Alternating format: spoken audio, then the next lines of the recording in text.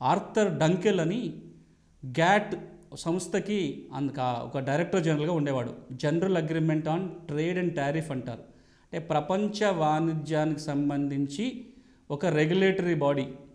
దేశాలు తమ మధ్య వాణిజ్యం ఏ విధంగా ఉండాలి, వాణిజ్యపరమైన వివాదాలు వస్తే ఎట్లా పరిష్కారం చేసుకోవాలి, ఏ దేశానికి ఎక్స్పోర్ట్ చేసినప్పుడు డ్యూటీస్ ఏమి ఉండాలి, దిగుమతి చేసుకున్నప్పుడు ఎట్లాంటి నిబంధనలు ఉండాలి, ఈ విధంగా అంతర్జాతీయ వాణిజ్యానికి సంబంధించి ప్రపంచ దేశాలు ఏ విధంగా నడుచుకోవాలనే దానిపై రెండో ప్రపంచ యుద్ధం జరిగిన తర్వాత ఒక యంత్రాంగాన్ని ఏర్పాటు చేసుకున్నారు. అదే గ్యాట్.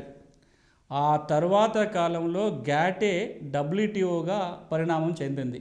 ఈ రోజున WTO సంస్థనే అంతర్జాతీయ వాణిజ్యాలకు సంబంధించిన రెగ్యులేషన్ చేస్తూ ఉంటుంది. ఈ అంతర్జాతీయ సంస్థ వరల్డ్ ట్రేడ్ ఆర్గనైజేషన్, ప్రపంచ వాణిజ్య సంస్థ మనుగడలోకి వచ్చి 25 సంవత్సరాలు అవుతుంది.